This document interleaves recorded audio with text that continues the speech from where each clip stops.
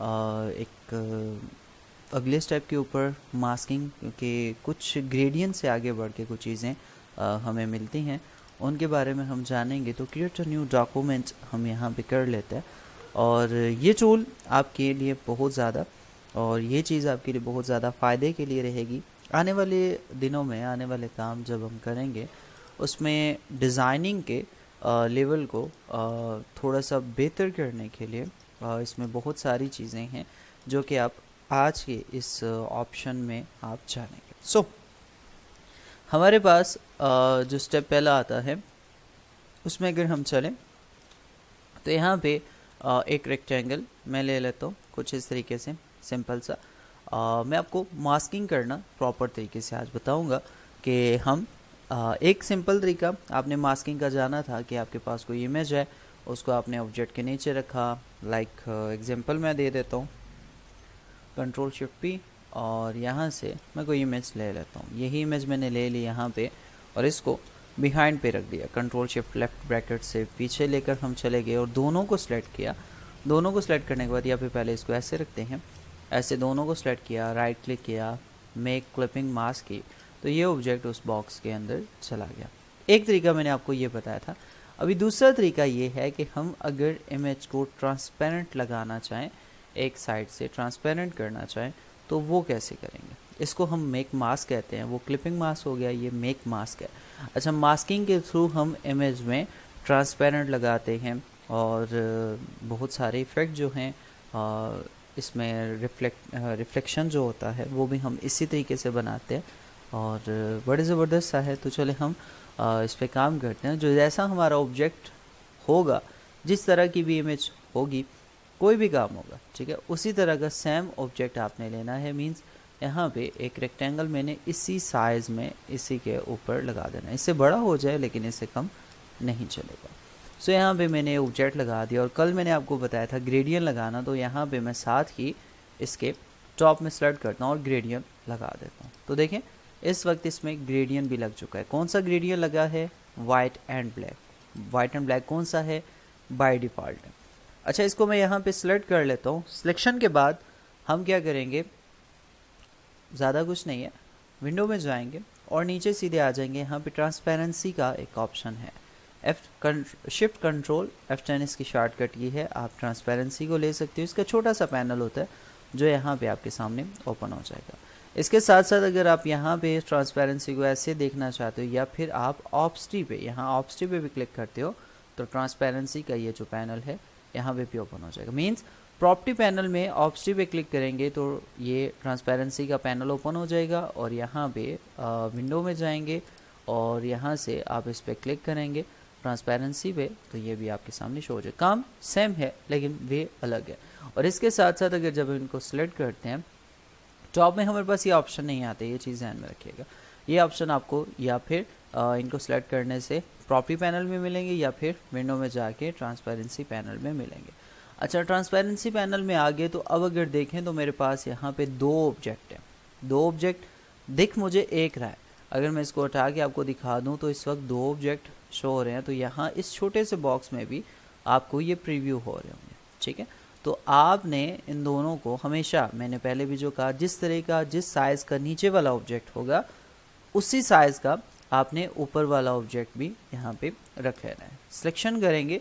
Selection देने के बाद आपने जस्ट यहाँ पे मेक मास्क का ऑप्शन बना पड़ा है, जस्ट आप इस पर क्लिक करेंगे तो ये मास्किंग आपको दिखना शुरू हो जाए, मीन्स ट्रांसपेरेंट दिखना शुरू हो जाएगा। अच्छा, ट्रांसपेरेंट कैसे हुआ, इसको भी एक जगह पे आपने सोचना है। तो कंट्रोल Z करेंगे, आप देखेंगे इस एरिया में ब्लैक था, तो यहाँ से जो इमेज हमने मास्क की तो वो क्या आ गई, ट्रांसपेरेंट आ गई। तो यहाँ पे हमें ये पता चला कि ट्रांसपेरेंट के लिए जो एरिया हमें, जो साइड हमें डल करनी है, ट्रांसपेरेंट लगाना है उसके ऊपर, उसे हमने मीन्स ब्लैक रखना है, ठीक है। तो ब्लैक यहाँ पे नो कलर है और वाइट यहाँ पे परफेक्ट कलर है, सिंपल सा। अच्छा, यहाँ से इसे आगे बढ़ते हैं। अब इससे बाद जितना काम है वो आपके ग्रेडियंट टूल का है। आपका ग्रेडियंट टूल यहाँ पे हर चीज़ को वर्क करेगा। अच्छा, दो चीज़ें यहाँ पे देखनी है। अगर आप ग्रेडियंट को सेट करना चाहते हो तो ग्रेडियंट पे क्लिक होना चाहिए। अगर आपका क्लिक यहाँ पे हुआ, ये ब्लू वाली लाइन जो इसके राउंड में आती है, ये ब्लू लाइन इस पे हुई और ये यहाँ पे क्रॉस का ऑप्शन ऐसे हुआ, तो मीन्स आप ग्रेडियंट टूल इसमें इस्तेमाल नहीं कर सकोगे। देखिए यहाँ पे कोई वर्क नहीं कर रहा। तो आपने क्या करना है, इसको यहाँ पे पहले क्लिक कर लेना है ग्रेडियंट के ऊपर। क्यों? क्योंकि हम ग्रेडियंट की सेटिंग यहाँ से ही करने वाले हैं। तो इसके साथ साथ हम यहाँ पे क्या करेंगे, ये ग्रेडियंट टूल ले ले। अब देखा ग्रेडियंट टूल इसके ऊपर आ चुका है, तो ये लेफ्ट टू राइट जा रहा है। तो हम यहाँ से ग्रेडियंट पैनल भी मेरे साथ ओपन है, मैंने बंद नहीं किया। तो अगर हम इसको स्वैप करते हैं तो ये वाइट ब्लैक जिधर जाएगा वो एरिया ट्रांसपेरेंट हो जाएगा। अब यही चीज़ से फ़ायदा उठाते हुए मैं ऊपर से नीचे की तरफ इसको ड्रैग कर लेता हूँ।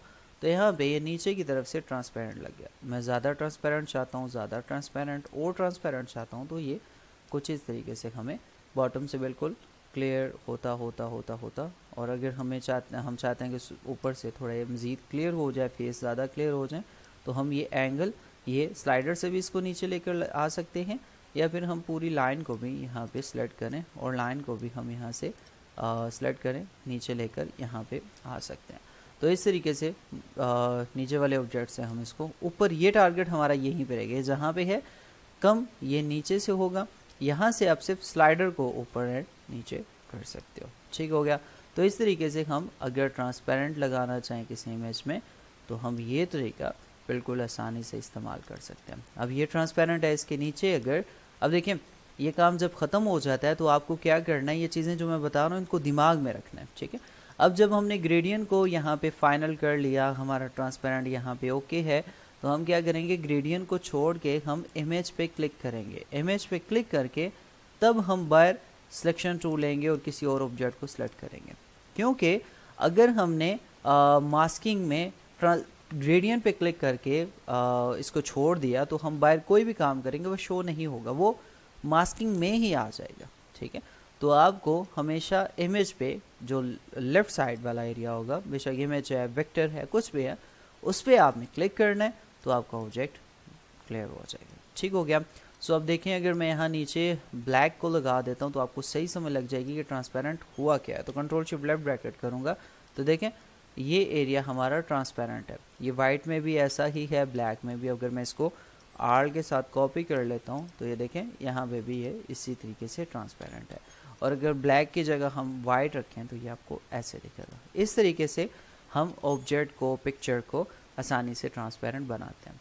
अच्छा, इसमें हमने जेपीजी इमेज पे इस पे काम किया। अब हम ज़रा इसको यहाँ से, जैसे मेरे पास ये एलिप्स शेप है, या फिर ऐसा करते हैं रेक्टेंगल ही ले लेते हैं। मैं कुछ इस तरीके से रेक्टेंगल लगा रहा हूँ। मैं एक साइड से इसको क्लोज़ करना चाहता हूँ, एक तरफ से इसको ट्रांसपेरेंट करना चाहता हूँ, तो मैं कैसे करूँगा। अब मैंने इसके ऊपर ये ऑब्जेक्ट लगा दिया। ये ऑब्जेक्ट मुझे किस तरह का रखना है, तो मैं कलर यहाँ से डिसाइड करूँगा, ये वाला। तो मैंने ये कलर यहाँ पे लगा दिया। अब मुझे इसको ट्रांसपेरेंट एक साइड से शेड बनाना है, किसी जगह पे मुझे ऐड करना है, कुछ भी काम करना है, तो मैं इसके लिए क्या करूँगा, इसके ऊपर एक और कंट्रोल सी और कंट्रोल एफ कर दूँगा, कॉपी इन फ्रंट पेस्ट। एक और कॉपी पेस्ट हो गई। और उसके बाद मैं क्या करूँगा, इसमें जस्ट मैं ग्रेडियंट ऐड कर दूँगा। तो ये देखें, एक में ग्रेडियंट आ गया और दूसरा पिंक वाला नीचे है। ठीक है, ये आपको दिख रहा है, ये नीचे है और ये ऑब्जेक्ट हमारा ऊपर है। तो हम दोनों को सिलेक्ट करेंगे, फिर से वही काम, हमने मेक मास्क कर लेना है। तो देखें अब ये ट्रांसपेरेंट नीचे से हुआ। क्यों? क्योंकि मास्किंग हमारी हो चुकी है। तो हम इसकी पोजीशन को, डायरेक्शन को चेंज करना चाहते हैं, तो हम क्या करेंगे, यहाँ पे इसमें ग्रेडियंट में चले जाएंगे। जब ग्रेडियंट में चले गए तो उसके बाद हमारे पास यहाँ पे ग्रेडियंट टूल है, ये टॉप टू बॉटम है। हम लेफ़्ट टू राइट इसको इस्तेमाल करेंगे इस तरीके से। गुड हो गया। और ये सेटिंग हमारे पास ऐसे रही। तो देखें बहुत ही अच्छे तरीके से हमने अपने ऑब्जेक्ट को यहाँ पे फाइनल कर लिया, बहुत अच्छे से। ये काम हमारे लिए ओके हो गया। अब उसके बाद क्या है कि अगर हम इसके साइज़ को कम करना चाहें, या मतलब फ़िलहाल हमें साइज़ की कमी के लिए हम यहाँ से ओरिजिनल शेप पे क्लिक करेंगे और एक्स्ट्रा जगह पे क्लिक कर लेंगे। अब इसके बाद आप डायरेक्ट सिलेक्शन टूल लें, अगर इसकी पोजीशन को चेंज करना है, किसी एंगल में रखना है, तो देखें अब ये, अगर आप किसी भी एक एंगल में चेक करना चाहें, रोटेट करना चाहें, या किसी जगह पे आप इसको लगाना चाहते हैं, तो आप आसानी से लगा सकते हैं। मुझे इस चीज़ के बारे में बताएं, ये क्या कह रहे हैं, मैसेज कर दें। अच्छा, यार आप मैसेज कर दें, मुझे लिख के समझा दें, मुझे नहीं एरो से नहीं समझ आएगी, और प्लीज़ लास्ट वाले हिस्से पे कर लीजिएगा। अच्छा, मज़ीद हमारे पास ये ऑब्जेक्ट मैंने सेलेक्ट कर लिया। सिलेक्शन के बाद हमारे पास नेक्स्ट काम जो इसमें आने वाला है, ये सेटिंग होगी। आप इसको किसी भी पोजीशन में चेंज कर सकते हो। डायरेक्ट सिलेक्शन टूल ले लें और ये पॉइंट यहाँ पे लगा लें। आप इसको सेंटर में ऐसे कर लें और इस पॉइंट को भी सिलेक्ट करके डायरेक्ट सिलेक्शन टूल की मदद से जूम कर लें और इस पॉइंट को आप यहाँ पे क्लोज कर दें। तो देखें अब ये एक एरो सा यहाँ पे बन जाता है। इस तरीके से आप अपने ऑब्जेक्ट को यहाँ पे रख सकते हो। अच्छा, इस ऑब्जेक्ट को मैं यहाँ पे, अब मैं चाहता हूँ ये हिस्सा मेरा ठीक रहे और ये ट्रांसपेरेंट आ जाए, तो क्या क्या होगा, मैं इसको सिलेक्ट करूँगा और मैं यहाँ पे चला जाऊँगा फिर से यही ट्रांसपेरेंटी पैनल में और ग्रेडियंट में चला जाऊँगा। ग्रेडियंट पे मैं क्लिक करके जस्ट इसको क्या करना है, रिवर्स कर देना है। तो अब मेरा जो ऑब्जेक्ट है वो कुछ ऐसे वर्क करेगा। ऊपर से मैं इसको ज़रा नीचे कर लूँगा और यहाँ से ट्रांसपेरेंट हो जाएगा। तो देखें ये एक बड़ा प्यारा सा इफेक्ट जो है वो हम यहाँ पे फाइनल कर लेते हैं। सिंपल ऑब्जेक्ट पे मैं क्लिक करूँगा, ये भी क्लोज, ये भी क्लोज। जब आपका काम ख़त्म हो गया तो फिर किसी पैनल का यहाँ पे होना मतलब मायने नहीं रखता, आप उसको ना ही रखें तो बेहतर है। अच्छा, ये बैकग्राउंड के लिए एक बड़ा प्यारा सा इफेक्ट मैं यहाँ पे बनाना चाहूँगा, तो मैं इसको यहाँ पे रखता हूँ और साथ ही हम ज़रा काम थोड़ा सा अलग सा करने जा रहे हैं। मैं इसके साइज़ को थोड़ा फ़िलहाल के लिए कम कर देता हूँ, वाइट के ऊपर आ जाए ताकि, तो मैं यहाँ पे इसको रख देता हूँ। अच्छा, इसके बाद मैं इसको सेलेक्ट करता हूँ। तो मैंने आपको टूल बताया हुआ था रोटेट टूल का, और रोटेट टूल में मैंने आपको ये टारगेट पॉइंट बताया हुआ था कि जब हम किसी चीज़ को मूव करते हैं तो टारगेट पॉइंट के ऊपर से करते हैं। तो हम ये टारगेट पॉइंट यहाँ पे टॉप में रख रहे हैं, ठीक है। और ये चीज़ हमारी रुक गई थी और हमने इसको थोड़ी देर के लिए छोड़ दिया था, जो कि मैं दोबारा से यहाँ पे रिपीट करने वाला हूँ। तो आर्ट के साथ मैं यहाँ कॉपी करता हूँ और कंट्रोल डी, और मैं इसको प्रॉपर ये वाला ऑब्जेक्ट, ये वाला इफेक्ट बनाने में लगा दूंगा। लेकिन आप देखें जब लास्ट पॉइंट आता है तो ये प्रॉब्लम कर जाता है। एग्जैक्ट मतलब हम चाहते हैं परफेक्ट वाला ये काम हो जाए, इसमें किसी किस्म की हमें प्रॉब्लम ना आए। तो हम इसमें क्या करें, तो हम कंट्रोल जेड करेंगे, वापस जहाँ पे से हम स्टार्ट हुए वहीं पे इसको छोड़ देंगे। हमने टारगेट पॉइंट यहाँ टॉप में रख लिया और टॉप में ना रखने से पहले हम क्या करेंगे, वापस सिलेक्शन टूल और फिर रोटेट टूल हम ले लेंगे। तो यहाँ पे हमने जिस जगह, अब ये टारगेट पॉइंट मेरा ये है, समझ लें, मतलब जैसे बाय डिफ़ॉल्ट ये कैसा था, हम इसको इस टारगेट पॉइंट को उठाएंगे, बाय डिफ़ॉल्ट ये यहाँ सेंटर पे था, हम चाहते हैं टॉप में आ जाए। तो क्या करेंगे, अब हमें इसे परफेक्ट प्लेस पे लाना है। मीन्स हम चाहते हैं हर एक कॉपी अपने हिसाब से और लास्ट पे आके वो डिस्टर्ब ना करे या गैप ज़्यादा या कम ना हो। मतलब सारों का साइज़ अच्छा होता है लेकिन लास्ट पे आके प्रॉब्लम हो जाती है। तो आप यहाँ पे क्या करेंगे, आल्ट को दबाएंगे, ठीक है, आल्ट को दबा के क्लिक करेंगे, यहाँ पे क्लिक करेंगे तो ये एक रोटेट वाली विंडो आपके पास ओपन हो जाएगी। क्लियर, नहीं तो फिर कर देता हूँ। सिलेक्शन टूल हमने लिया हुआ, ऑब्जेक्ट हमारे पास ऐसे ही है। हम क्या करने वाले हैं, यहाँ से रोटेट टूल ले लेते हैं। रोटेट टूल लेने के बाद हम यहाँ पे ये इसका टॉप जो पॉइंट है, मैं इसको ज़रा जूम कर देता हूँ, यहाँ पे हम क्या करेंगे, आल्ट को दबा देंगे और यहाँ पे क्लिक करेंगे। तो टारगेट पॉइंट अब ये यहाँ पे आ चुका है, ठीक है। आप ज़रा जूम करके मैं चेक करा देता हूँ। टारगेट पॉइंट हमारा यहाँ पे आ चुका है, ये आपको दिख रहा होगा। और इसके साथ साथ हमें एक रोटेट वाली विंडो भी दिख रही होगी। अच्छा, रोटेट वाली विंडो का हमने क्या करना है, यहाँ पे एंगल आपको पता है सर्कल का नाम है, ठीक है। और सर्कल में टोटल जो डिग्री होते हैं, आप सब में से ज़्यादा लोगों को पता होगा, जिनको नहीं पता उनके लिए 360 एंगल टोटल होता है किसी भी राउंड शेप का। और उसमें हम 360 मीन्स आप घड़ी को देख लें, वो 360 राउंडेड घूमती है। और भी ऐसी बहुत सारी चीज़ें, वैसे ज़्यादातर मिसाल घड़ी की दी जाती है क्योंकि वो टोटल ही 360 एंगल के राउंड में चलती है। और उसमें जो हम देखते हैं 1 से लेके 12 तक जो हमें 1 आवर 2 आवर 3 आवर जो मिलते हैं वो बड़े परफेक्ट लगे होते हैं। अच्छा, ये पहले मैं आपको समझा दूँ कि ये कैसे होता है, या इससे भी आगे अगर आप एक ही टाइम में 360 में आप कितनी भी चीज़ें ऐड करना चाहें, अब बहुत सिंपल सा फार्मूला मैं आपको बताने वाला हूँ। आप सबसे पहले यहाँ पे 360 लिखेंगे, ठीक है। और 360 लिखने के बाद आप इसको डिवाइड करेंगे स्लैश, और आपने कितने मतलब ऑब्जेक्ट, आप 360 में आप चाहते हो 20 ऑब्जेक्ट आ जाए, 30 आ जाए, 40 आ जाए, तो वो आपको बस आगे लिखने हैं। इसके अलावा कुछ भी नहीं करना, बस आपको एक अंदाज़ा रखना है। तो यहाँ पे मैं 45 यहाँ पे ऑब्जेक्ट चाहता हूँ, मैं चाहता हूँ कि ये वाला जो ऑब्जेक्ट है ये 45 टाइम 360 राउंड में घूमे, मतलब 45 बार एक ही सर्कल में ये घूमे, ठीक है। तो कॉपी मतलब हमारी इतनी होनी चाहिए, इससे ज़्यादा नहीं। अगर आप कम करना चाहते हैं तो आप 30 कर सकते हैं कि यार 360 एंगल में मेरा ये ऑब्जेक्ट सिर्फ 30 आए, पूरे सर्कल में 30 टोटल आए। तो हम क्या करेंगे, यहाँ पे ये लिखने के बाद 360/30 और प्रीव्यू करेंगे तो हमें ये दिख जाएगा कि हमारा ऑब्जेक्ट कहाँ पे है। हम कॉपी करेंगे तो ये यहाँ पे कॉपी हो चुका है, ठीक है। अब और कुछ भी नहीं करना आपने, जस्ट कंट्रोल डी और कंट्रोल डी दबा देना है। तो देखेंगे आपका ऑब्जेक्ट बिल्कुल परफेक्ट क्लोज हो चुका है। ये इसका लास्ट ऑब्जेक्ट है और यहाँ पे आप देख लें गैप बिल्कुल परफेक्ट आ चुका है। तो ये फ़ायदा है हमें यहाँ पे इस ऑब्जेक्ट को फाइनल इस ऑब्जेक्ट की मदद से हम जो भी चीज़ बनाएंगे वो परफेक्ट बनेगी। देखिए अब ये जो हमारा फ्लावर बना है बहुत ही परफेक्ट तरीके से बना है। अच्छा, इसको मैं ज़रा मज़ीद आपके लिए और रिपीट भी हो जाएगा और थोड़ा सा और भी समझा देता हूँ। 30 एंगल मेरा हो गया, ऑब्जेक्ट मेरे पास मौजूद है। मैं फिर से इस पर क्लिक करता हूँ, रोटेट टूल ले लेता हूँ और यहाँ पे जहाँ मुझे इसको रोटेट करना है वहाँ पे अपने माउस को पहले लाना है, फिर आल्ट दबाना है और फिर क्लिक करना है। क्या करना है, पहले माउस को यहाँ भी लेकर आ गया मैं, गुड। दूसरा मैंने आल्ट को दबा दिया, गुड। तीसरा मैंने इस पर क्लिक कर दिया, तो बस हमारे पास लोकेशन जो है, जो टारगेट है वो यहाँ चला गया। रोटेट का वाला पैनल ऑटोमेटिक ओपन होके आ गया। यहाँ पे हमने 360 एंगल पूरा लिखा, मीन्स पूरा सर्कल हमें 360 दिख रहा था, ठीक है। हम इसको डिवाइड कर रहे थे 30 पे, तो मैं यहाँ पे इसको डिवाइड करने वाला हूँ 40 पे, 40 पे। और मुझे यहाँ पे पहला काम जो करना है वो कॉपी करनी है, ठीक है। ये चीज़ आपने ज़रूर जहन में रखनी है।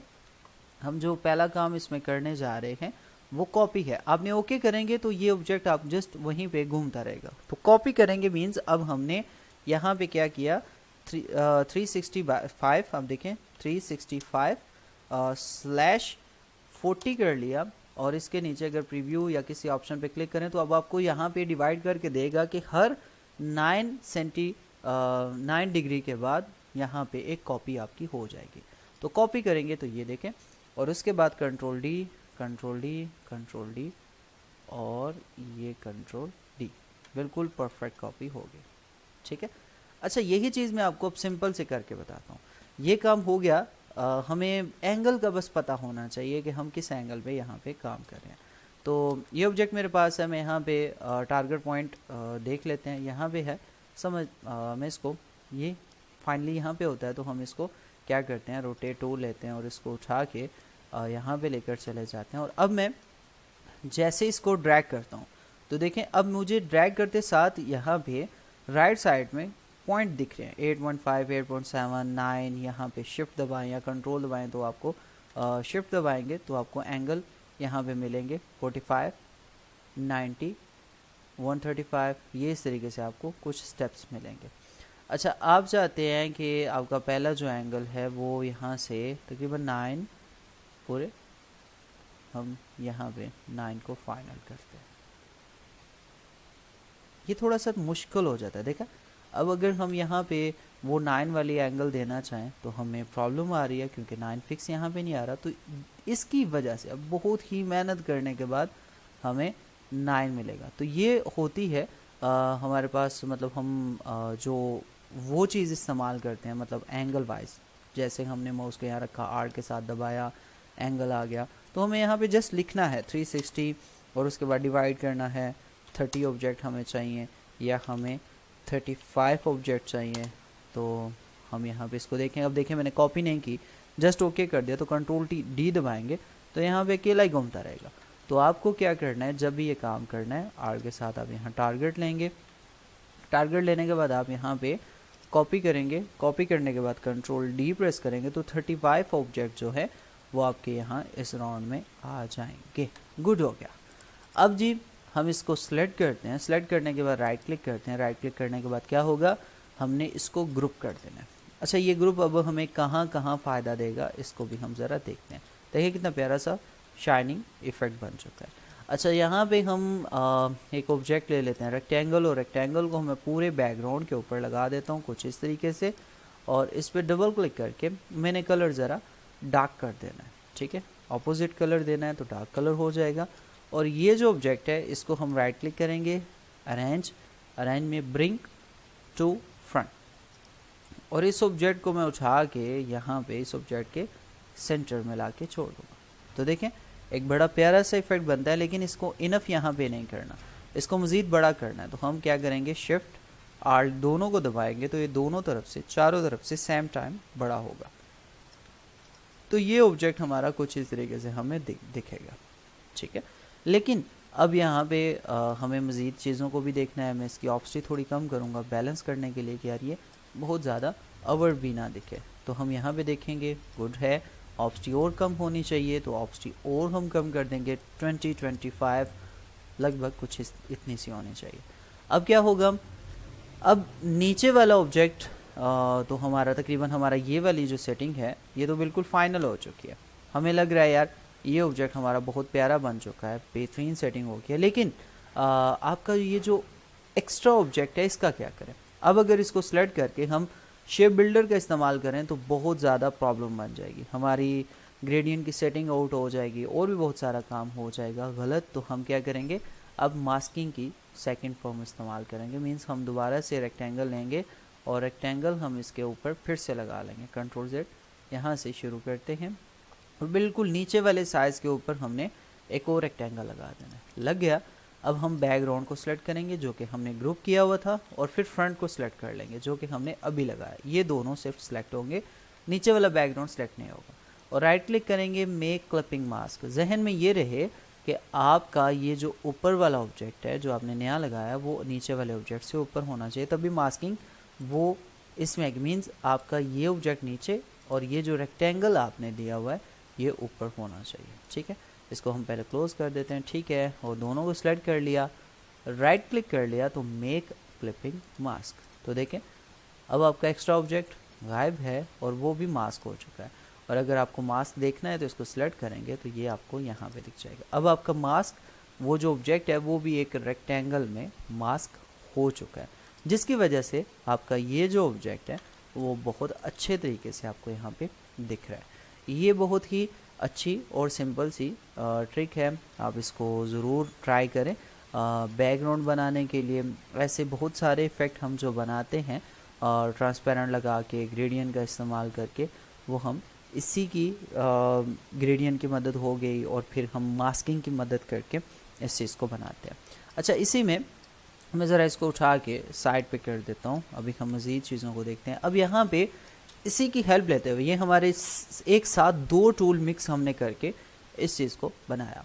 अच्छा, यहाँ पे हमारे पास कुछ मज़ीद है कि हम अगर टेक्स्ट यहाँ पे ले लें, टेक्स्ट की मज़ीद सेटिंग मैं आपको बताऊँगा, लेकिन फ़िलहाल के लिए आप जस्ट टेक्स्ट लिखते हैं और मैं यहाँ पे कोई से भी वर्ड इसमें लिख लेता हूँ। मैं ए का वर्ड ही यहाँ पे लिख देता हूँ और साइज़ में मैंने इसको बड़ा कर दिया, जस्ट इतना सा। शिफ्ट के साथ हमेशा टेक्स्ट को जब भी बड़ा करना है शिफ्ट के साथ करना है।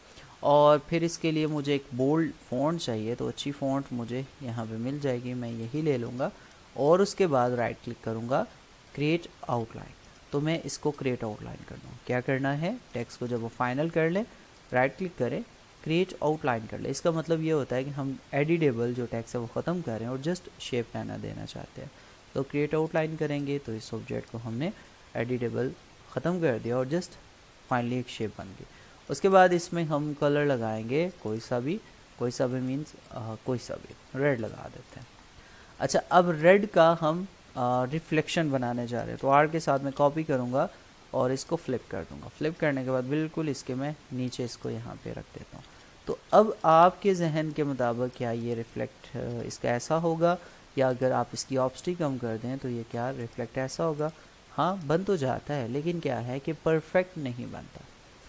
पूरे का पूरा ऑब्जेक्ट ऐसे आ रहा है, तो हम इसको कैसे ठीक करेंगे, मतलब इसकी सेटिंग हम कैसे बेहतर करेंगे। तो क्या करेंगे, हम इसकी जो ट्रांसपेरेंसी है वो ऑप्सिटी जो है वो फुल कर देंगे और इसके बाद हम क्या करते हैं, इसके ऊपर एक रेक्टेंगल लगा देते हैं। रेक्टेंगल बिल्कुल इस पोजीशन से आपने यहाँ से लेना है और एक इस पोजीशन तक आपने इसको इनफ करना है बस।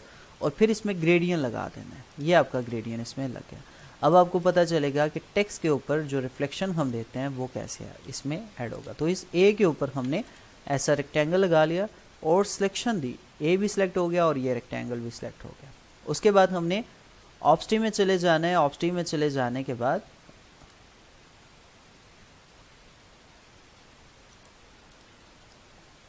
दोनों को सिलेक्ट कर लिया। मास्किंग को मैं दोबारा रिपीट कर रहा हूँ, इसको ज़रा गौर से चेक कर लीजिएगा। सिलेक्शन के बाद मैं यहाँ पे दोबारा से ऑब्स्टी में चला जाता हूँ। यहाँ से भी आपको ये ऑब्स्टी मिल जाएगी या फिर विंडो में जाके आपको यहाँ से ट्रांसपेरेंसी पैनल में भी ये ऑब्जेक्ट मिल जाएगा। अच्छा, अब आपने क्या करना है, इसको सिलेक्ट करने के बाद यहाँ पे मेक मास्क का ऑप्शन है। ऑब्स्टी में जाएंगे, यहाँ पे भी मेक मास्क का ऑप्शन है, दोनों में से जो मर्जी कर ले। मेक मास्क पे क्लिक किया, यहाँ पे मास्किंग बन गई। अब हम क्या करेंगे, ए के बजाय हम ग्रेडियंट पे क्लिक करेंगे और फिर हमने यहाँ से ग्रेडियंट 2 ले लेना है। ग्रेडियंट 2 ले लेंगे तो इसको ऊपर से नीचे की डायरेक्शन में हमने ड्रैग करना है। अब देखिए यहाँ पे ट्रांसपेरेंट आ रहा है ब्लैक, तो हम क्या करेंगे, इसको रिवर्स करेंगे। रिवर्स मीन्स अब ब्लैक नीचे से हमने ख़त्म करना है तो नीचे की तरफ ब्लैक आ गया। तो यहाँ पे 100% है, जितना ब्लैक को क्लोज करते जाएंगे, ठीक है, उतना मतलब जितना ब्लैक ज़्यादा होता जाएगा उतना रिफ्लेक्शन हमारा बढ़ता जाएगा। तो इस तरीके से हम इस रिफ्लेक्शन को यहाँ पे ऐड कर सकते हैं। कुछ यहाँ ये हमारा रिफ्लेक्शन बनता है किसी भी ऑब्जेक्ट के लिए। तो आप इसको ज़रा जूम आउट करें, ऐसे देख सकते हैं। और बस इसका काम छोटा सा ये है कि आप फाइनल जब करें, ए के ऊपर क्लिक करें, फाइनल हो गया, फिर आप इसकी ऑब्स्टी कम करें। यहाँ पे आप इसकी जो ऑब्स्टिक है वो कम करेंगे तो ये बिल्कुल एक बैलेंस सा आपके पास बन के आ जाएगा। मीन्स अगर मैं इस सब को सिलेक्ट करता हूँ और यहाँ पे लेकर वापस आ जाता हूँ तो ए का आप यहाँ पे दोनों को सिलेक्ट करें, शिफ्ट के साथ साइज़ कम कर लें और यहाँ पे मैं इसको रख देता हूँ। तो आप यहाँ पे इस ट्रांसपेरेंट को ठीक से चेक कर सकते हैं। और अगर ये इफ़ेक्ट ना हो तो मतलब आप इसको ज़रा शिफ्ट के साथ लेफ्ट पे कर लें तो सिंपल बैकग्राउंड पे भी आपको ये कुछ ऐसा दिखेगा।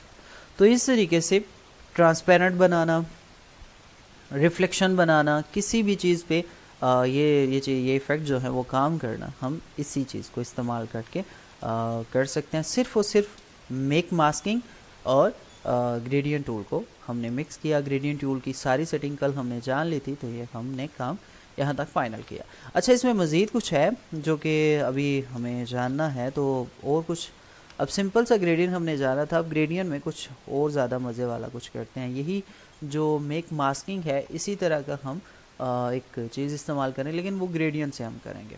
लाइक हमारे पास एलिप्स शेप है, मैं एलिप्स शेप यहाँ पे लगा देता हूँ और इसमें ग्रेडियंट लगा दी, डन। अच्छा, ग्रेडियंट लगाने के बाद यहाँ पे ग्रेडियंट मेरे पास मौजूद है। मैं यहाँ से ऐसा करता हूँ कि इसमें ये सेटिंग जो मेरे पास मौजूद है ब्लैक से वाइट वाली, ये ठीक है, इनफ है। इसमें मैं ग्रेडियंट टूल ले लेता हूँ और ग्रेडियंट टूल से हम लेफ़्ट राइट टॉप बॉटम इसको सेट कर सकते हैं। लेकिन फ़िलहाल मैं इसको रेडियल करता हूँ, रेडियल से मैं रिवर्स कर देता हूँ ताकि ब्लैक सेंटर में रहे और वाइट एंड पे रहे, ठीक है। अब मुझे ब्लैक यहाँ पे कौन सा चाहिए, बिल्कुल कल की तरह मुझे ब्लैक, सिर्फ ब्लैक नहीं चाहिए, मुझे डार्क वाला ब्लैक चाहिए। तो इसमें मैं कोई सा भी कलर लगा दूंगा, रेड, और फिर कलर में चला जाऊंगा, सियान को भी 100% करूंगा, मर्जेंडा 100% है और ब्लैक भी 100%। तो ये हमारा 100% ब्लैक बना। इसके साथ साथ हमें यहाँ पे वाइट ऑब्जेक्ट मिला है, तो वाइट पे हम क्या करेंगे, डबल क्लिक करेंगे और वाइट को भी हमने यहाँ से चेंज करना है, किसमें, ब्लैक में, टोटल ब्लैक में। तो दोनों ब्लैक 100% हो गए। एक को मैंने क्लिक करना है, अब मुझे इसकी ट्रांसपेरेंसी बनानी है, ठीक है, एक ऑब्जेक्ट की ट्रांसपेरेंसी बनानी है। तो इसको मैं सेलेक्ट करूँगा और यहाँ पे चला जाऊँगा और क्या करूँगा, 0% इसको कर दूँगा। तो ये ऑब्जेक्ट मेरे पास कुछ इस तरीके से ऑब्स्टी लेकर आ जाएगा। ग्रेडियंट टूल है, ग्रेडियंट टूल की मदद से हम इसके ऑब्स्टी को जितना बेहतर करना चाहते हैं वो हम कर सकते हैं। अच्छा, इसके साथ साथ अगर हम ये ट्रांसपेरेंसी, ये ऑब्जेक्ट मेरे पास ऐसे है, तो मैं इस ऑब्जेक्ट को अब इसमें मैंने ट्रांसपेरेंसी नहीं लगाई, जस्ट ग्रेडियंट लगाया। ग्रेडियंट क्या है, एक तरफ ब्लैक है, दूसरी तरफ भी ब्लैक है, लेकिन एक तरफ का ब्लैक जो है उसकी जो ऑब्स्टिक है वो 0 मैंने कर दी, तो इस वजह से ये ट्रांसपेरेंट हो गया। और अगर इसी की ऑब्स्टिक मैं 100% कर देता हूँ तो ये ऐसे है, ठीक है। तो इसकी हमने ट्रांसपेरेंसी 0 कर दी, क्यों? क्योंकि हम ये शेड चाहते थे, हम किसी जगह इसको शेडो चाहते थे। तो शेडो हमने यहाँ पे कैसे बनाना है, सिंपल इसको क्लिक करना है, यहाँ पे हम इसको राउंड में कर देते हैं। तो देखें आप ये शेप, अगर आपको किसी जगह लाइक एलिप्स शेप ही हम ले लेते हैं और कुछ इस तरीके से ड्रा कर लेते हैं, और इसमें जो कलर है ब्लैक की जगह हम ये वाला ऐड कर देते हैं। तो ये देखें, आपको ऐसे किसी जगह ये चीज़ दिखानी हो कि आपका ऑब्जेक्ट हवा में है, तो ये चीज़ आप इसमें इस तरह का शेडो इस्तेमाल करते हैं। अच्छा, ये शेडो अब मज़ीद बेहतर कैसे होगा, मैं इसको फिर से सिलेक्ट करूँगा। जैसे इसको सिलेक्ट करते हैं, ग्रेडियंट टूल ले लेते हैं। ग्रेडियंट टूल हमारा लगा हुआ, तो हम इसकी ऑप्स्टी को, मतलब जो इसका स्लाइडर है, इसको मज़ीद क्लोज़ करेंगे ताकि ये अच्छे तरीके से वर्क करे। और यहाँ से पकड़ के हम इसको सर्कल को फैला भी सकते हैं, ठीक है, और इसके ऑब्जेक्ट को क्लोज़ भी कर सकते हैं। तो इस ऑब्जेक्ट से भी ज़्यादा क्लोज़ कर सकते हैं ताकि ये बेहतर से बेहतर दिखे। और यहाँ से स्लाइडर की मदद से इसको हम ज़रा मज़ीद क्लोज़ कर देंगे। सिलेक्शन, ये ऑब्जेक्ट हमारा देखें कितना प्यारा सा आ गया शेडो। अब जस्ट आपने इसकी ऑप्स्टी थोड़ी कम करनी है, तकरीबन 60-65 तक, तो ये हमारा काम हो चुका। तो ये शेडो अगर हमें बनाना हो तो हम बिल्कुल आसान तरीके से, अगर आपको पहले बनाना आता है तो इसमें जो चीज़ें शायद आपने मिस्टेक कर रहे हो, तो ये तरीका इस्तेमाल करें, हमेशा ये परफेक्ट आएगा। अच्छा, इसमें एक और चीज़, अब इस शेडो में मैं इसको ये ऑब्जेक्ट जो है इसको ज़रा यहाँ पे लेकर आ जाता हूँ, और सॉरी इसको डिलीट कर देते हैं। यहाँ पे एक और रेक्टेंगल लगा देते हैं बिहाइंड पे, कंट्रोल शिफ्ट ब्रैकेट, और इसमें कलर हम कौन सा देने वाले हैं, ये वाला दे देते हैं, ठीक है। अच्छा, ब्लैक को आप यहाँ पे नोट करें तो ये ब्लैक हमें जब भी डार्क, नीचे अगर डार्क बैकग्राउंड है लाइक ये वाला है, इसमें थोड़ा और मज़ीद डार्क कर देते हैं। तो इसमें हम क्या करेंगे, ये जो ऑब्जेक्ट है इसकी ऑप्स्टी में जाके हमने इसका जो ब्लेंड मोड है, नॉर्मल से हम क्या करेंगे, इसको मल्टीपल कर देंगे। मल्टीपल करने से क्या होगा कि ये डार्क कलर को भी आपकी सेटिंग के हिसाब से क्लोज कर देगा और बेहतर कर देगा। तो हम यहाँ पे इस ऑब्जेक्ट को ऐसे क्लोज कर देते हैं। ये सेटिंग हमारे पास बहुत अच्छे से और बेहतर तरीके से आएगी। तो ये तरीका भी आप एक बार आजमा लें, आपको इससे भी बहुत ज़्यादा फ़ायदा होगा ऑब्जेक्ट में, और इस तरह की जो चीज़ें आप बनाते हैं उनमें काफ़ी हद तक ये फ़ायदा देगा। अच्छा, इसको एक बार हमने बना लिया, अब मज़ीद इसको दोबारा मैं बनाऊंगा और इसमें नया काम करूंगा। ये काम यहाँ तक समझ आ गया, ताकि आपको यही चीज़ दोबारा से भी मिले और एक नए टॉपिक के ऊपर मिले। अच्छा, मैं क्या करता हूँ, यहाँ पे एक रेक्टेंगल लाइक ये समझ लें, मैंने एक बिज़नेस कार्ड या कोई भी ऐसी कोई चीज़ बना ली, इसका कलर मैं यहाँ से ये दे देता हूँ, ठीक है। ये कलर मैंने यहाँ पे दे दिया। अब मैं चाहता हूँ कि ये एक मॉकअप शेप में दिखे, ठीक है। अक्सर हम मॉकअप शेप देखते हैं, हमें उस शेप में अगर इसको देखना है तो वो कैसे हम करेंगे, मैं इसको सिलेक्ट करता हूँ। सिलेक्ट करने के बाद मैं दोबारा से या इसको सिलेक्ट करने छोड़ें, एलिप्स ले लें। एलिप्स लेने के बाद मैं कुछ इस तरीके से एलिप्स को फिर से ड्रैग कर देता हूँ। ड्रैग करने के बाद क्या होगा, मैं फिर से यही ग्रेडियंट जो मैंने बनाया हुआ था इसमें लगा दूँ। अगर तो ये आपने बना लिया है और दोबारा आप क्लिक करेंगे तो ग्रेडियंट में यही शो होगा, लेकिन अगर आपने फर्स्ट टाइम बनाया तो तरीका यही है। एक तरफ भी ब्लैक होगा, दूसरी तरफ भी 100% ब्लैक होगा, लेकिन एक तरफ के ब्लैक की जो ऑप्स्टी है वो 0% होगी, तो तभी ये कुछ बनेगा। नहीं तो ये 100% कर लें तो ऐसा है, तो 0% पे ये कुछ ऐसे दिखेगा। हम क्या करते हैं, इसको ज़रा क्लोज कर देते हैं ऐसे करके, और फिर हम क्या करेंगे, इसके ऑब्जेक्ट को ज़रा रोटेट करेंगे। रोटेट करके मैं यहाँ पे रखता हूँ, बहुत ज़्यादा रोटेट हो गया, ये तकरीबन इतना सा होगा। और फिर हम क्या करेंगे, इसको कंट्रोल लेफ़्ट ब्रैकेट से बिहाइंड पे लेकर चले जाएंगे। तो देखें आपको ऐसे दिखेगा, इससे अगले वाला जो ऑब्जेक्ट है वो राउंड हो रहा है, ठीक है। वो ऐसे दिखेगा कि यार पेपर आपका ना टर्न हो रहा है। ये चीज़ हम मॉकअप बनाने के लिए इस्तेमाल करते हैं। तो इसको मैं तकरीबन ऐसे रख लेता हूँ, सिलेक्शन करके ज़रा कुछ पॉइंट ऊपर, और साइज़ में हम थोड़ा खींच भी लेते हैं, बड़ा भी कर लेते हैं यहाँ से, और ये कुछ ऐसे हम रख देते हैं। गुड हो गया, बस इतना सा काम है। इसको सेलेक्ट करेंगे, ऑप्स्टी का बहुत ध्यान रखना है, बहुत तेज़ ना हो। तो हम इसको 70-75 एवरेज इसका ऐड कर लेंगे। गुड, बिल्कुल ठीक है, इससे ज़्यादा या कम नहीं रखने, मतलब आप कर सकते हैं ज़रूरत के हिसाब से, लेकिन ये यहाँ पे वाइट पे बहुत अच्छी है। आर्ट के साथ कॉपी करेंगे, यहाँ पे रख देंगे। अब दूसरा ऑब्जेक्ट भी इसी डायरेक्शन में रखेंगे तो ये अगला हिस्सा अलग दिखेगा। तो आपको क्या करना है, इसको जस्ट फ्लिप कर देना है लेफ़्ट टू राइट, ये हो गया। तो देखें आपका ऑब्जेक्ट यहाँ पे कितना इजी और क्लियर दिख रहा है कि ये राउंड में है। तो सिर्फ और सिर्फ इस रिफ्लेक्शन की मदद से, इस शेडो की मदद से आप रिफ्लेक्शन बना सकते हैं और इसमें बैकग्राउंड इफेक्ट बना सकते हैं जो हमने ये बनाया, और इसमें आप ट्रांसपेरेंट से नीचे वाला शेडो बना सकते हैं जो कि हमने थोड़ी देर पहले बनाया था। ये वाला, ये शेडो अगर आप बनाना चाहें तो ये भी आप इसी की मदद से बना सकते हैं। मैं ज़रा ऐसे कर देता हूँ। और इसके बाद आप अगर मॉकअप का ये ऑब्जेक्ट बनाना चाहें तो इसमें वो भी बना सकते हैं। सो क्लास को दोबारा से ज्वाइन करें और इसके बारे में जान। यहाँ तक हमने जो अपना ट्रांसपेरेंट था, मेक मास्किंग थी, इसको हमने जाना, और इसके बारे में जितना भी हमारे पास ऑब्जेक्ट मतलब जो भी थे हमारे पास, यही हमने इसमें किए। एक हम जो है मेक मास्किंग की मदद से कुछ चीज़ें बनाते हैं और कुछ चीज़ें हम जस्ट ट्रांसपेरेंट से बनाते हैं, ठीक है। तो ये आपको जब जहाँ पे भी इस चीज़ की ज़रूरत पड़े, क्योंकि अक्सर ऑब्जेक्ट को ट्रांसपेरेंट करना हो तो फिर आप ये वाला काम कर सकते हैं। अच्छा, यहाँ पे एक और चीज़ है जो कि मैं आपको बताना चाहूँगा। जैसे आपको यहाँ पे मैंने मेक मास्किंग करके दो ऑब्जेक्ट, मतलब ये ऑब्जेक्ट हमने मेक मास्किंग से बनाया। यहाँ पे ही अगर हम चाहते हैं कि यार ए को हमने यहाँ पे रख लिया और इसको हमने आर्ट के साथ कॉपी कर लिया, फ्लिप कर लिया, फ्लिप करने के बाद नीचे हम यहाँ तक ले गए, और अब हम यहाँ पे इसकी ट्रांसपेरेंसी चाहते हैं ऐसे वाली, तो हम क्या करेंगे, हम यहाँ पे सिंपल ऐसा करेंगे, इसमें ट्रांसपेरेंट लगाएंगे। ट्रांसपेरेंट में हमें क्या करना है, कलर चाहिए। कौन से कलर? कलर हमें ये सैम चाहिए। हम डबल क्लिक करेंगे यहाँ पे, या फिर हम स्वॉचेस में चले जाएंगे या यहीं से कलर ले लेते हैं। ये रेड आ गया, ठीक है। दूसरी जगह पे भी डबल क्लिक करेंगे और इसमें भी रेड आ गया, सिंपल सा। और हम क्या करेंगे, रेडियल से लीनियर में चले जाएंगे और फिर साथ ही हम ग्रेडियंट टूल ले लेंगे। ग्रेडियंट टूल को हम ऊपर से नीचे की तरफ ड्रैग करेंगे, जहां हमें ये ट्रांसपेरेंट बेहतर लगे हम वहां तक इसको लगा लेंगे। गुड, ये काम भी आसान हो गया। तो यहाँ पे हमें दो चीज़ें, एक सिंपल ट्रांसपेरेंट है और एक मेक मास्किंग है। अच्छा, मेक मास्किंग आप वेक्टर पे भी इस्तेमाल कर सकते हैं और मतलब आप सिंपल आप देखें, जैसे ए को हमने यहाँ पे रिफ्लेक्ट किया, लेकिन अगर ऐसा हो कि अगर इसमें बहुत सारे कलर हों या कोई ऐसा इफेक्ट लगा हो तो उसको हमने फ्लिप करना है, तो तब हम मेक मास्किंग करेंगे।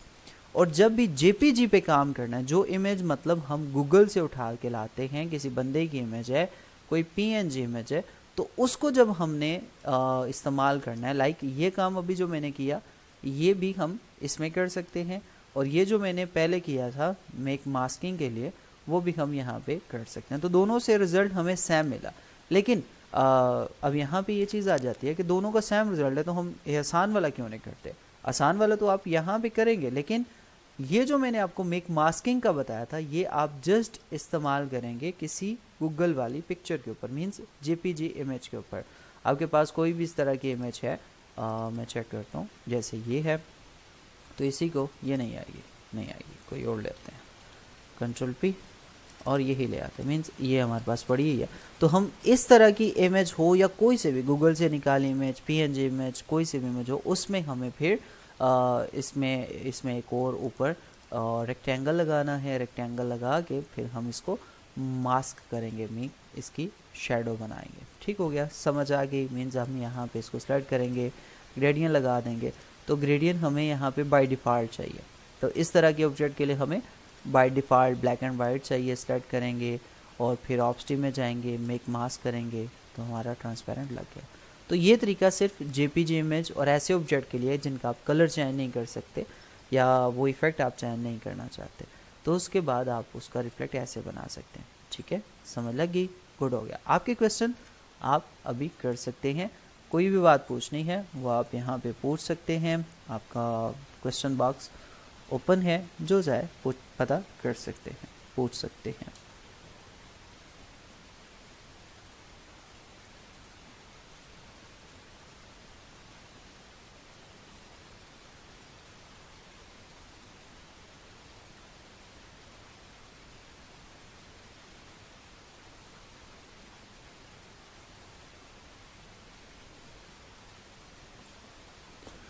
सर हमें कुछ फ़ॉन्ट्स दीजिएगा प्लीज़। हाँ मैं बताऊंगा कि फ़ॉन्ट आपको ये टेक्स्ट वाली क्लास में मैं आपको बताऊंगा। Thank you so much sir, समझ आ गया। Good, very good sir. Google के बर्थडे वाले ग्रेडियंट अगेन बताएं।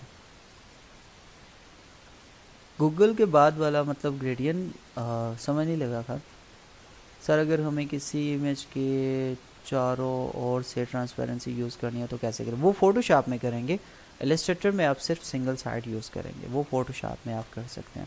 सर मौका बनाते वक्त जब इलस्ट्रेटर से एक पिक पीसी में लेकर जाते हैं तो पिक्सल ख़राब हो जाते हैं। एक्सपोर्टिंग में आपको क्या करना है कि जो रिज़ल्ट है वो ज़रा ज़्यादा लेके जाना है। आप में भी जो साइज़ आपने रखा हो वो बहुत कम हो। तो मैं आपको ये भी ज़रा चीज़ बता देता हूँ, लगे हाथ चलें, ये चीज़ क्लियर हो जाएगी। सिलेक्शन, और इसको मैं यहाँ पे लेकर आ जाता हूँ। ये देखें अभी मेरे ऑब्जेक्ट में ये चीज़ मौजूद है। मैं इसको ज़रा छोटा कर लेता हूँ, ऐसे रखें। मैं इसको एक्सपोर्ट करना चाहता हूँ तो मैं क्या करूँगा, पहले इसको सिर्फ सेलेक्ट करूँगा। सिर्फ सेलेक्ट करके फाइल में जाऊँगा, एक्सपोर्ट, एक्सपोर्ट एज। ठीक है, ये फ़ाइल को एक्सपोर्ट करने के लिए कि अगर आपने कुछ काम किया है तो आप किस तरीके से फेसबुक पे या दोस्तों के साथ शेयर कर सकते हैं, इस फाइल को जेपीजी एक्सपोर्ट कर सकते हैं। तो हम एक्सपोर्ट एज में जाएंगे। एक्सपोर्ट एज करने के बाद आप अपनी लोकेशन देंगे, मतलब डेस्कटॉप पे सेव करना है, कर लिया सिलेक्शन। और यहाँ पे आपने क्या करना है, जेपीजी ये जो फॉर्मेट है इसको सिलेक्ट कर लेना है। ठीक है, यूज़ आर्ट बोर्ड भी लाजमी करना है ताकि बाहर ये जो ऑब्जेक्ट पड़े हुए हैं, ये वाले पड़े हुए हैं मेरे आर्ट बोर्ड के बाहर, ये पड़ा हुआ है, ये पड़े हुए हैं, ये पड़े हुए हैं, ये ना शो हो। ठीक है, बाकी सिर्फ और सिर्फ एक्सपोर्ट हो तो ये वाला ऑब्जेक्ट एक्सपोर्ट हो। तो हम यहाँ पे क्या करेंगे, ऑनली, बस इंटर कर दिया। तो अब क्या होगा, CMY के तो आपने RGB सेलेक्ट करना है। और फिर ये रेजोल्यूशन होती है, आप शायद एक्सपोर्ट करते हैं रेजोल्यूशन का ध्यान नहीं देते, तो इसको 300 करना है। और अगर फिर भी रिजल्ट अच्छा ना आए तो आप इसको अदर में करें और 300 के बजाय इसको 600 PPI आप इसको फाइनल कर लें और इसके बाद ओके कर दें तो ये फाइल आपकी एक्सपोर्ट हो जाएगी हाई क्वालिटी में और इसका रिज़ल्ट बहुत ही आला वाला आने वाला है। मज़ीद कोई क्वेश्चन ये चाहिए? फ़िलहाल हमें बेटर, हाँ बिल्कुल आपको प्रैक्टिस करनी है। सर समझ नहीं आई मुझे ज़्यादा, मैं रिकॉर्डिंग के बाद आपसे अगेन समझूंगा। गुड, बिल्कुल कोई मसला कोई नहीं। Sir what is difference between masking and gradient? Masking and gradient, masking आपको जेपीजी में ज़रूरत पड़ती है जब हम किसी इफ़ेक्ट वाली चीज़ का रिफ्लेक्शन बनाना चाह रहे हैं तो हमें फिर मास्किंग की ज़रूरत पड़ती है। लेकिन अगर आप फ्लैट हैं, सिंगल वे पे काम करें, सिंगल ऑब्जेक्ट पे काम करें तो फिर आप ग्रेडियंट की ट्रांसपेरेंसी यूज़ कर सकते हैं। सर जी मैं उर्दू होते हैं क्या? नहीं, इसमें उर्दू नहीं होता। फ़िलहाल हम गुड। सर एक्सपोर्ट के किस काम के लिए हम यूज़ करते हैं? एक्सपोर्ट अभी जो मैंने किया है वो हम इसलिए इस्तेमाल करते हैं कि हमारा जो डिज़ाइन है वो बन के सामने आ जाए और हम अपने दोस्तों को दिखा सकें कि ये देखो हमने ये तीर मारे हैं। तो ये देखें, अब इसका रिज़ल्ट आप देखें तो बहुत हाई फाई है, अच्छा है, बहुत बेहतर है, देख सकते हैं, बेहतरीन रिज़ल्ट है इसका। तो इस तरीके से आप एक्सपोर्टिंग करें, बेहतर हो जाएगा। सर अगर हम एक ही आर्ट बोर्ड काम करते हैं और एक ही आर्ट बोर्ड में ज़्यादा ऑब्जेक्ट हैं, अगर हम एक ऑब्जेक्ट को सिलेक्ट करते हैं तो सारे सिलेक्ट हो जाते हैं।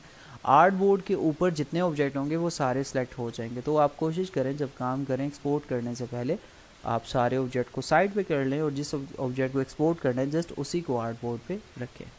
ठीक है, फ़िलहाल हम बेहतर प्रैक्टिस करेंगे। सर A4 से B4 B5 का डिफरेंस कितना है? अगर पिक्सल या इंचज़ में लें तो साइज़ A4 का साइज़ जो होता है आपको पता है 7.5 और 10.5 होता है और A5 अच्छा B4 B5 इसमें मतलब हम इंचज़ को ही चेंज करते हैं। कुछ ये कोरल में आपको साइज़ मिल जाएंगे परफेक्ट, मुझे ये साइज़ याद नहीं है, मतलब ये फॉर्मेट A3 का मुझे याद है, A5 का याद है।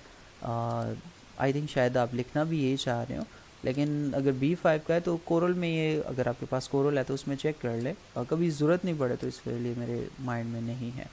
मुझे अगर कोई चीज़ इस तरह की ज़रूरत पड़ती है तो वैसे इलस्ट्रेटर में भी ये ऑप्शन होगा, मैं चेक कर लेता हूँ। यहाँ पे जब आर्ट बोर्ड आप लेते हैं तो ये यहाँ पे ऑप्शन होते हैं, ये इलस्ट्रेटर में मेरे ख्याल में नहीं, हाँ B5 है, बिल्कुल गुड हो गया। B5 पे अगर क्लिक करें तो ये तकरीबन कुछ फ़र्क दे रहा है। मैं इसको ज़रा आपके लिए एक्सप्लेन कर देता हूँ, मे बी फ्यूचर में सबके काम आए। तो ये ऑब्जेक्ट अगर हम मिलीमीटर में से इंचज़ में चले जाएं तो देखें, तो आर्ट बोर्ड पे क्लिक करें तो हमारा ये 11 समथिंग कुछ बन रहा है, 11 8 का। और अगर हम A4 में से B5 में चले जाएं तो ये 10 समथिंग बन रहा है और 7, मतलब 1 इंच का यहाँ पे फ़र्क आ रहा है। और B4 में ये 1 इंच बढ़ा है, ठीक है। बस इतना सही फ़र्क है और कुछ भी नहीं होता। सर अभी क्रिएटिव माइंड नहीं है, आ जाएगा, टेंशन ना करें sir. A4 printing size 9.5 11 point होता है। प्रिंटिंग साइज़ नहीं, ये पेपर का ही साइज़ होता है। प्रिंटिंग साइज़ 7.5 और 10.5 ज़्यादा बेहतर रहता है, ये सेव एरिया होता है। ये जो आप 9 और 11 का बात कर रहे हैं, 9 भी नहीं, 11.5 बल्कि 12 और 8, आई थिंक 8, हाँ 12 और 8 लीगल का साइज़ चला जाता है। तो A4 का टोटल 7.5 और 10.5 होता है। सो इंशाल्लाह मिलते हैं नेक्स्ट क्लास में। अपना बहुत सारा ख्याल रखिएगा और दुआ में लाजमी याद रखिएगा, और रोज़े सही करके रखिएगा, सही है, और काम ही दबा के करिएगा। मिलते हैं इंशाल्लाह कल की क्लास। सर ग्राफिक्स का काम लैपटॉप पे सही है? यार मैं लैपटॉप पे ही करता हूँ, मैंने अभी तक पीसी यूज़ ही नहीं किया। वो पहले मतलब भाई ने लेके दिया था तो उस वक्त इस्तेमाल किया था, उसके बाद कोई नहीं। लैपटॉप ही यूज़ कर रहा हूँ शुरू से, तो मुझे तो कोई प्रॉब्लम नहीं होती। तो ये काम करने वाला बंदा होना चाहिए, कहीं पे भी कर सकता है। सो चलें इंशाल्लाह मिलते हैं कल की क्लास में।